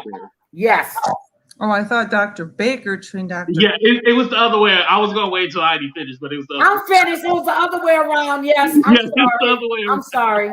That's all right. That's all right. I mean, you would think on like Asphyxia should have been written down. I mean, you're writing down everything. You know, you're not supposed to write down like symptoms. You're supposed. But Dr. Thomas is the one that said that law enforcement restraint is what led to the asphyxia. Who's Dr. Thomas? Dr. Thomas said that. Okay, I missed it. Then I'm not as annoyed. But you know, so I'm just trying to figure out what difference does it make? It was the knee on the neck, whether it was asphyxia or not, it was homicide. Right, it was a homicide. Yeah, it was a damn homicide. But who cares? I mean, I'm not gonna say who cares, but it's a homicide. Whether they put asphyxia or not, the manner of death was ruled homicide. I know, but it should be gunshot wound. I mean, technically, that's the standard way it's done. You know. I'm with Dr. Melanie on this. It should have said either asphyxia or hypoxia or the specific cause of which. Yes. They could have put all the medical terminology of which is the reason you passed away, rather than the cause itself. Nurse Jen said hypoxia is what she said. Well, hypoxia just means your oxygen's low, and that's what he said. Okay, so even though he was caused by asphyxia. So they did say low oxygen, but they should have put hypoxia there as, you know, just the cause of the hypoxia, or also known as low oxygen, was asphyxia. So they should have put asphyxia. Yeah, they should have put that. Yeah. Okay, I see now. I understand. I'm not a medical examiner. You know, you know I didn't go to medical school. Look, I'm like, I think you all know way more than the average person does about this. Really? I got a PhD behind my name now. Yes, you do. But seriously, it's just so you know. I look at it. I'm watching it. I'm just trying to figure out what are we going to drag out for 6 weeks? What are we doing for 6 weeks? That's what I'm confused about too, because like at this point, guilty. I don't see it not guilty. The chief has testified. All the officers were there. They have testified. The medical examiner has testified. Who else is left? We got the open letter from the 16 officers. We got everything. Who else is left to testify? Yes, Whitney. Who else is left? No one left to testify. IMO, in my opinion. However, they might be including the jury deliberation in that. And I could see the jury deliberation taking a serious period of time because they were real picky and choosy on that defense side of who was going to be in that jury. Oh, I know what I wanted to say. Okay, Nurse Jen just made a point. They kept talking about Narcan, but Narcan was never issued to George Floyd. Right. No, Narcan should have been issued if they had any inkling and they said he was swaying and moving back and forth. There is no doubt in my mind that Narcan should have been issued. You can tell when someone is having an overdose. I live in Philadelphia. We have one of the biggest open air drug markets in the United States on the East Coast specifically, and I carry Narcan in my car with me. Yeah, Prince got Narcan. His plane made an emergency landing, and he got some Narcan. But Narcan is very easily accessible. You can go to the drugstore and get it and just ask for it here. Really? You know, there's no reason No, to you be straight up stoned and or very, very easy to use, and it wakes people up like that. But he wasn't sedated. So, I mean, the whole drug thing is a joke. But what do they have to work with? Okay, here's my thing. You got the man on the ground, knee in the neck. You got him down. The other one is holding him down in the back. The other one's got his legs. He can't move, can't breathe. Right. When is enough enough? When? Oh, I just said I can't breathe. Sorry, I can't breathe. When's enough enough? He wasn't struggling. You saw him standing by the wall. Now, before Derek Chauvin showed his ass up, everything was in control. The only thing he said was he's claustrophobic. I can't breathe. The other cop was being courteous not to put him in the back seat. They were walking him towards the front, set him in the front seat. And what is Derek? Derek comes along, pulls up, walks over and yanks him out the car and threw him in. Okay. He's not a nice. All of this, that's what I saw through this whole video. They can show it in little bitty clips. They can show it all. Right. They had the situation under control. Yep. As Belford said, it was under control. He thought it was over with. He went home. Next thing you know, he hears this man has died. They had him sitting on the side. They walked him across the street. He was caught. Okay. Nothing. No fighting, no nothing. He's in the car. The only thing he said was he was trying not to get in the back seat. They didn't put him in the back. They take him out. What does Derek do? He yanks him out the car. For what reason? it was personal. That's the only thing I can equate this to, is that it was a personal situation. You know, they might have called in his name and Derek Chauvin rode up and decided that he wanted to pull him out of the car and be extra. And Heidi, you made an excellent point. That little, I'm not even going to say what it really is, but that little smirk on the side of his face. No, this was personal. Hands in the pocket. And this is a problem. So I'm the jury. We're all in here. It's 14 of us. It's 15 of them. How we voting? I just want to know, how we gonna vote? Guilty.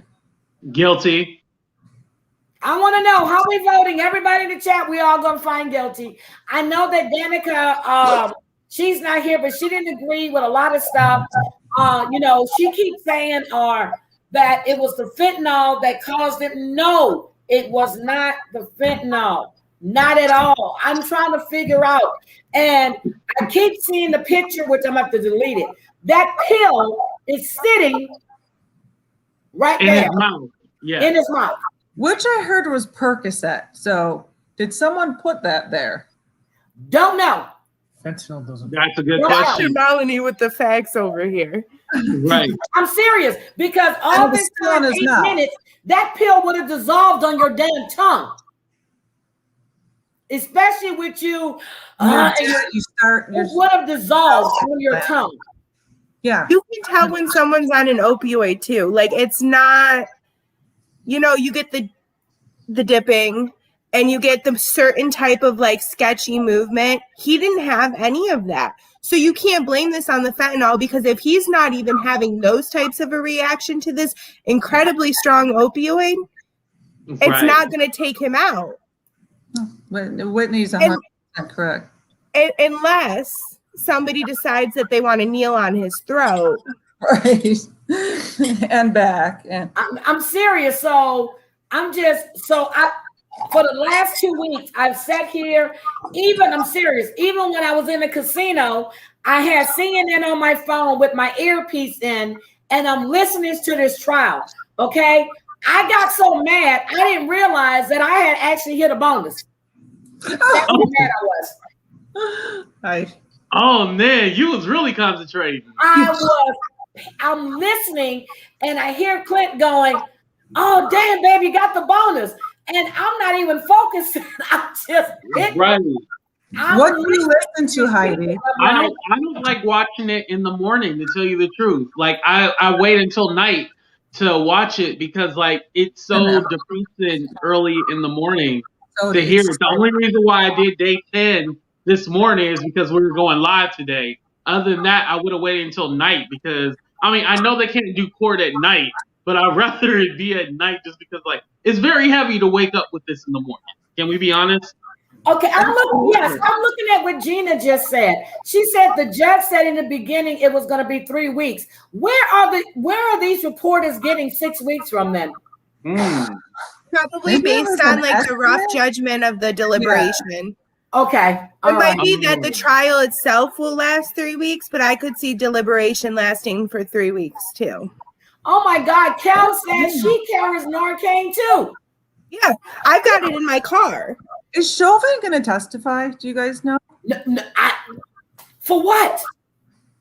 I don't know. Do you see him sitting at that table? Do you see him sitting? You know what he's writing, right? Nervous. I'm gonna tell you what he's writing. What he's writing? Fuck them. Fuck them. Fuck them. Fuck them. We'll win. We'll win. That's what he's writing. Yeah, he doesn't even look. But I mean, they put him on to obviously to try to defend himself. He doesn't look shaken up at all. I honestly don't. Yeah, I don't know where they're gonna go. If he testifies, I don't think it's going to help it. So I think they're not gonna have him testify. Yeah. And he actually requested to spend his time in federal jail. How you request where you want to go? This is not a federal trial. That's a sentence right there. Ugh. He wants federal. That's where Jen Shaw going. I'm sorry. I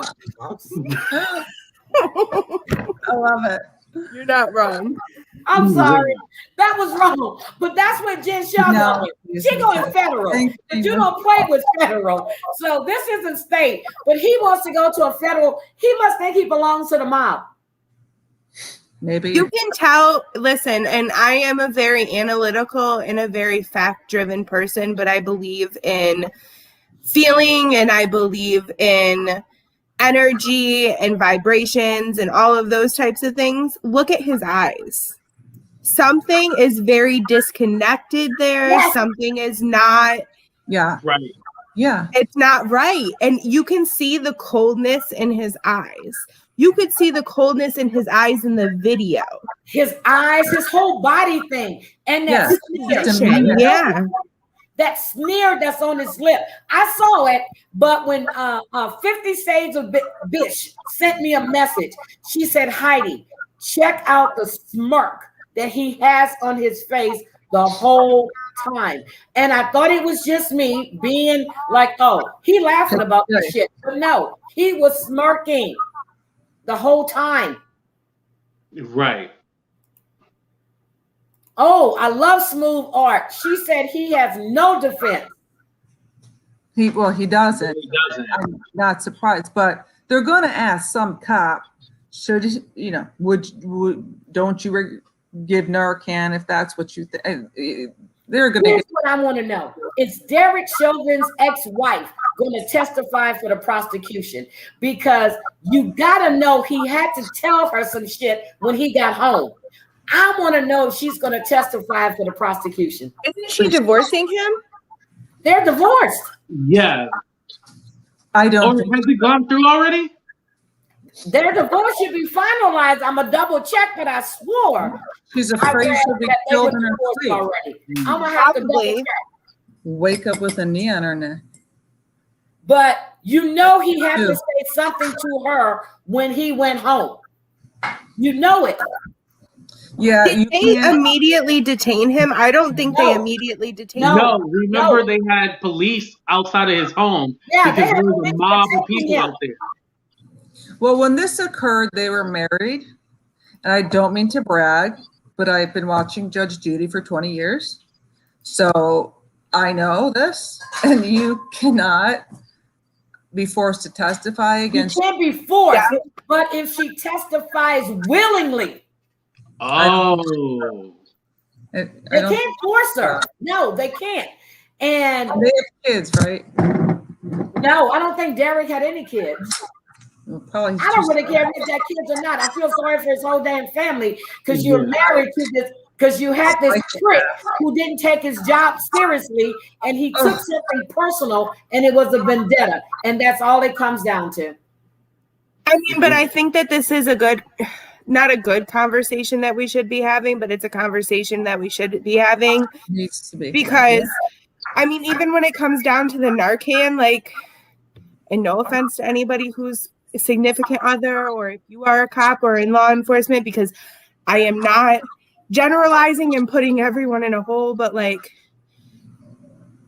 we have to start looking at the whole, like, defund the police. And that doesn't mean defund all the police, but it means taking some of those resources and allocating them towards mental health and towards substance abuse issues.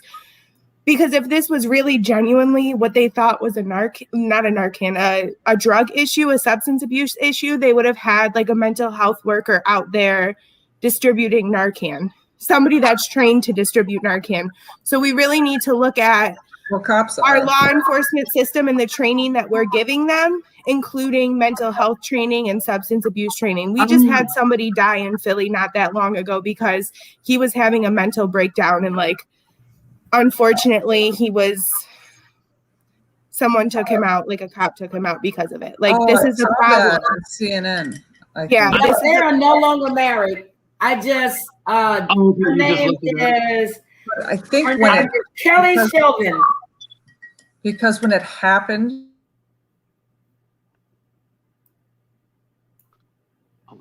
I don't know why. I just don't think she will. Yep, her name. I'm sorry, Melanie. I accidentally hit the mute button when I was trying to pull up Kelly. So they were divorced this year. I was gonna say, I agree with you to a certain extent, but then I feel like the whole, being able to, I feel like seeing someone as a human being that can't be trained. Right. To see somebody as a human being, that's your parents' fault. Your parents should have taught you that. I don't feel like you need to be taught how to treat someone like a human being. And you got it and you don't. Like, and I don't want to bring this up, but let's go there since you brought it up. When you see those people that were at the Capitol, that law enforcement, they showed a lot of restraint.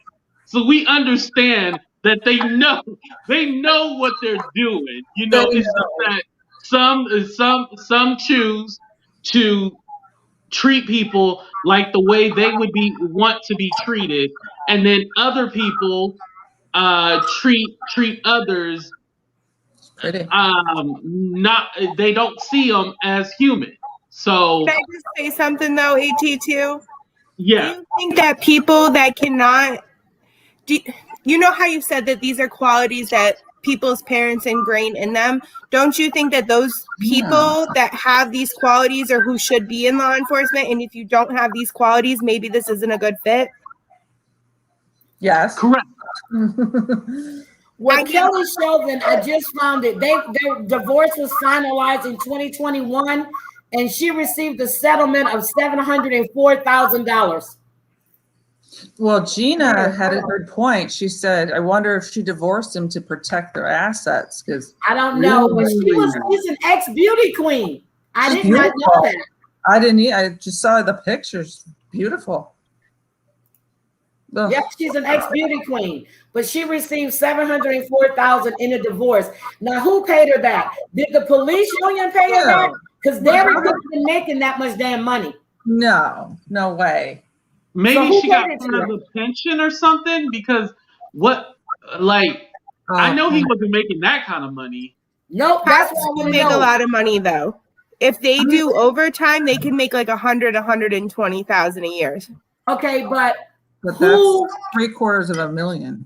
Yeah, who paid her that money? I don't know. It could be the FOP to keep her quiet. There was no way he was making that kind of money. Nope, she received $704,000 in a divorce settlement.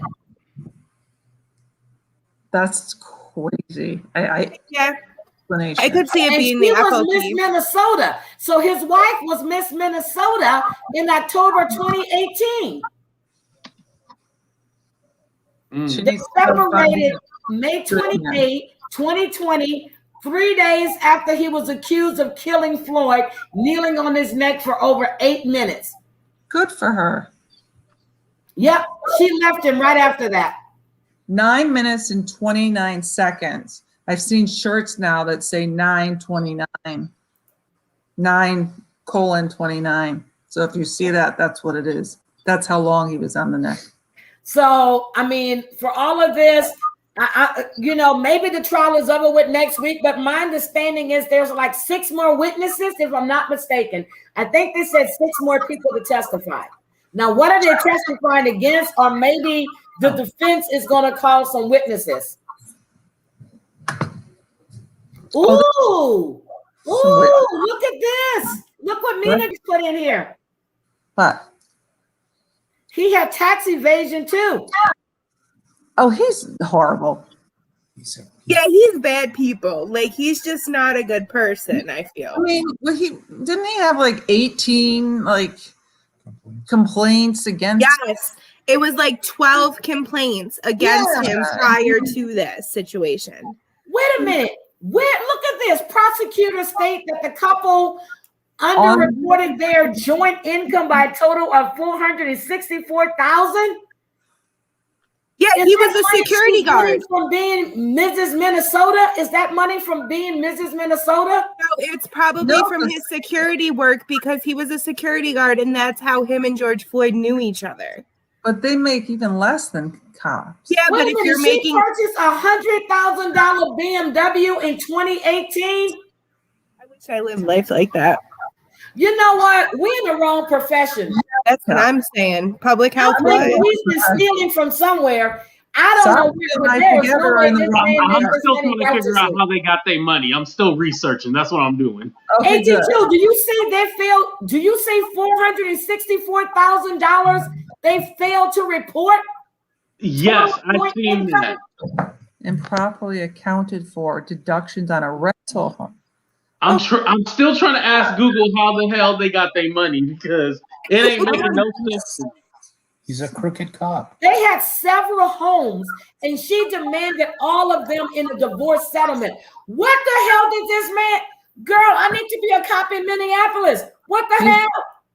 No, I will say this. I have people that are close to us that are cops, and cops make really good money if they do overtime, like really good money. But 464,000 in that girl. Well, they make. I'm not saying it's just that. That might be his base pay rate, but we also have to take into account that she had all that beauty queen stuff going on. There was also engagements and stuff like that. Okay. Yeah. There's also the security guard job. There's like a couple different ways that they could have been making this mostly her money. Well, if he's been accused of money laundering, who knows? Look at this. He owned property near Windermere. Okay. We need to find out what's going on with him. So, did the union actually hire his attorney? Of course they did. 82, did you find out where they got their money? I think I read that his attorney was hired by the FOP. Stuff that Mina is finding, but I don't know how they got to that point when they got the money. You know, I see the stuff that they owe, but I don't know how they acquired that. Well, she was Miss Minnesota, okay? So that comes with a perk. Then you got the speaking engagements. You have all of the, ambassadorships and, sponsorships and stuff like that. Right. Okay. Well, we're going to have to research that. But just in case you guys don't know, I will be leaving. Well, last minute, I'm leaving tonight. I'm going up north. Where are you going? She will not stay put. Wait, you're going up north? Are you sure that's north? Well, it's North Dakota. Central, straight up. Are you moving? Huh? Are you moving or are you just visiting? I'm going to visit.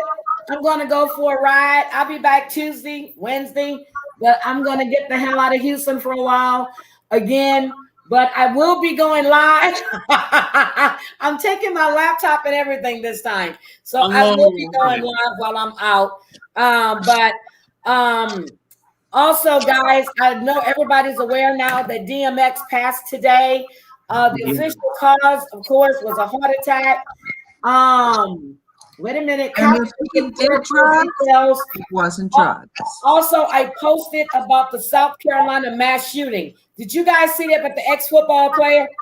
I heard about that. Yeah, and then Oh they my found God. he committed suicide, right? Yeah. Well, yeah, he killed himself, but there is still no cause. They don't know why he attacked them. Probably had concussion syndrome. Look at this. No, but The yeah, home in no, Oakdale, Minnesota seriously. is valued at $273,000. What the hell? Well, either he's a good investor or she is. Yeah, I mean, maybe he did real estate before, but I'm still looking it up, and I'm not finding exactly what He's a crooked cop. Such I'm a- thinking They, he's a yeah, crooked he cop. gotta be crooked. I mean, You don't this think he is- is? I'm thinking he's a crooked cop. Seriously, I'm thinking he's a crooked cop. Sasha just said that. I'm Yeah. serious. I think he's a Yeah. crooked cop, and they're going to start investigating him for all kinds of stuff. Watch and see. Yeah. Oh, I agree. No, you're right. 100%. And I think Kyle we're gonna too. learn more. We're We're probably gonna gonna find learn out more. more.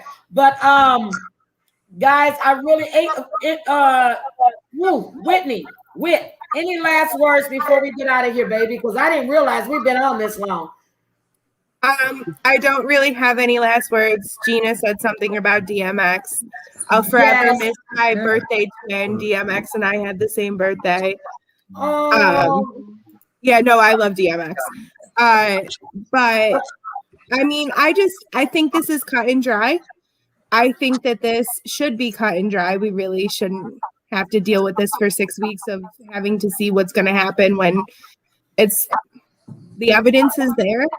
I pray that our country gets better with these things, that we come to a place where we start holding law enforcement a little bit more accountable. Like I said, it's not all law enforcement, and I'm totally understanding of that. And I hope, as awful as it is that George Floyd died, because it's incredibly awful and it's sad, and this might make me cry because that's how I am. But I hope that we get to a place where we can have open conversations about implicit bias that occurs in our communities.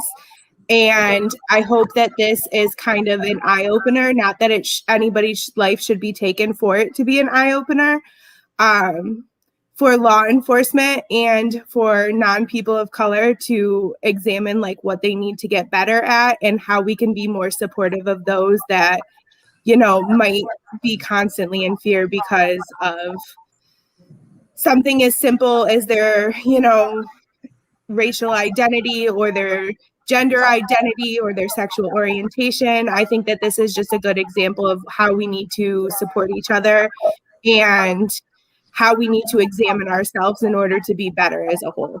That's it. well said, Whitney. Well said. Well spoken. I agree with everything you just said. And you know that I value your opinions and I love how you see things. And I want to thank you for coming up. And please note, you are welcome up here on any panel that we're discussing this on. I love your insight. I love to see a fresh perspective. I really did. And I really enjoy having you. Thank you for having me. I really appreciate it. I just hopped on to really talk to you guys about the NPR thing, but thanks for having me this whole time. But you had opinions about a lot of things, so I'm glad you were able to stay. Yeah, no, I get really passionate about things that involve marginalized communities because I think as a whole, our country is really good at being awful to marginalized communities and to not noticing or rectifying the situations we bring upon marginalized communities. So it's something I just feel really passionate about. Thank you, Whitney. I appreciate it, baby. I'll see you the next time. Bye. Bye, Whitney, everyone. Bye, Bye, Whitney. Melanie, what do you have to say? I think I said it all. I just want to make sure that only you guys and the people in the chat know I have a crush on Dr. Tobin. Where is Sasha? Where is Sasha? Right here. Right here. No, Ask Sasha, what does he have to say? Ask Sasha, what does he think about this whole situation? Not about Dr. Tobin, about the whole I job. have a crush on Dr. Tobin.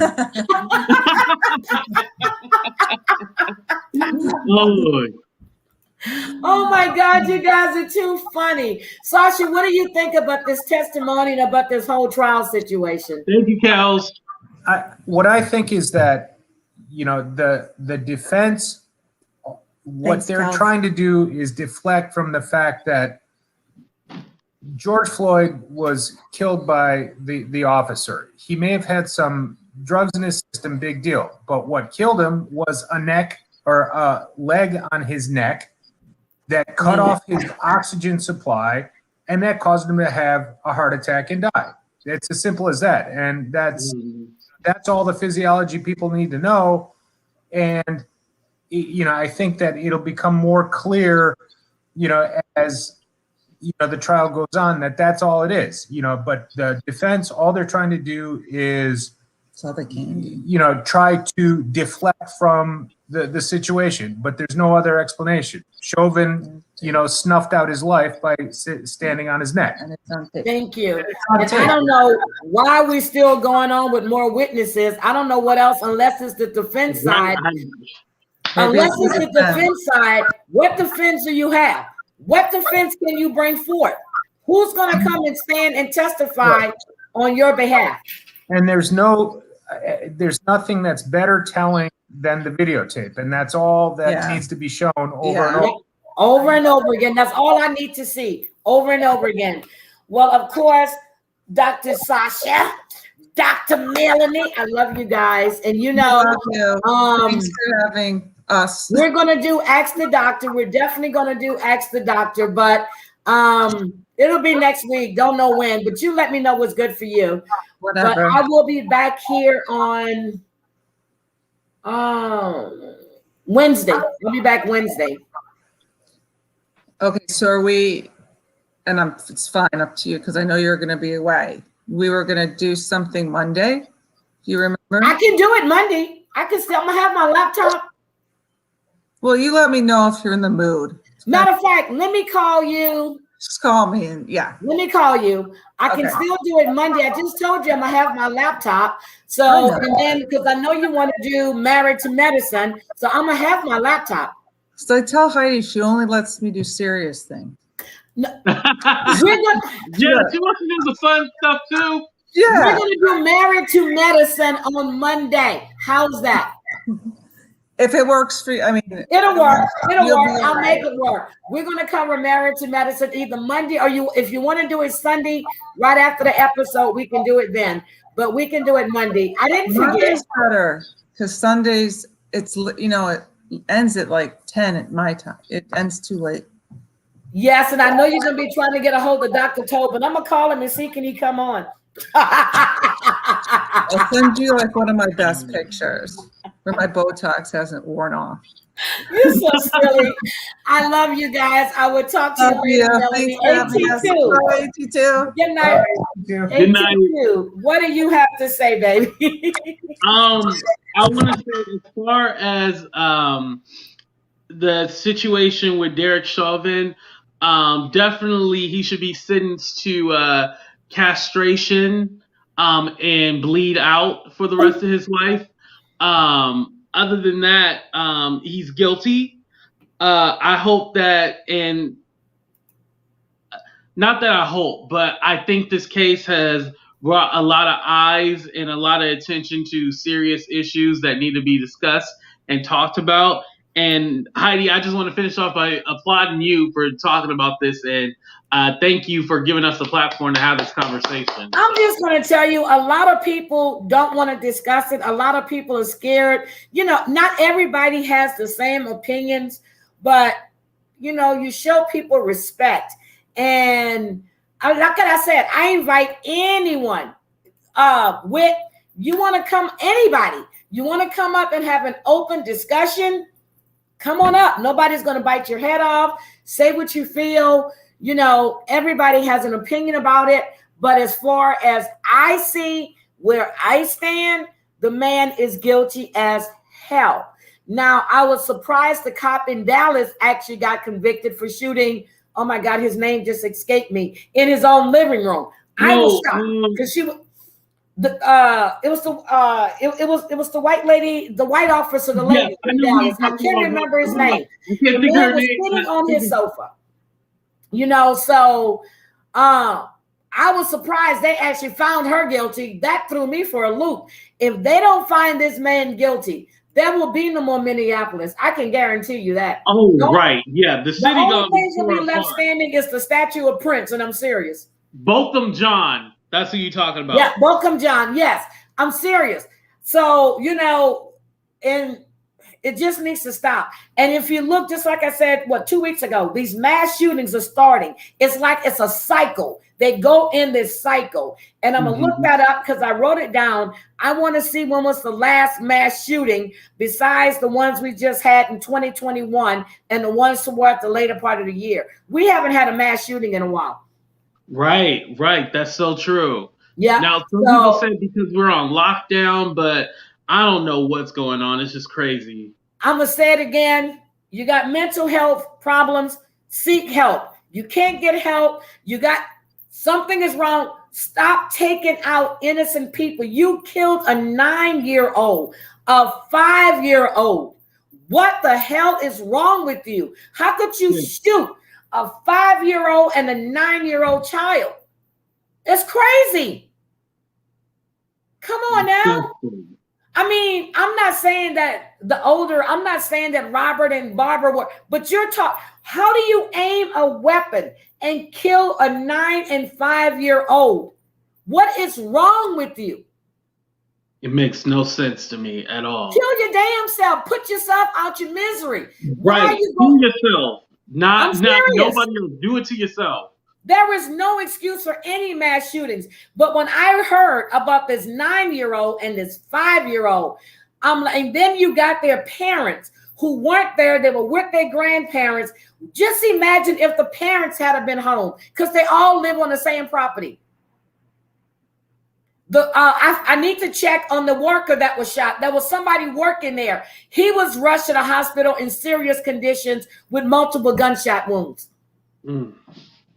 It's just sad. And they can blame it on CTE, whatever.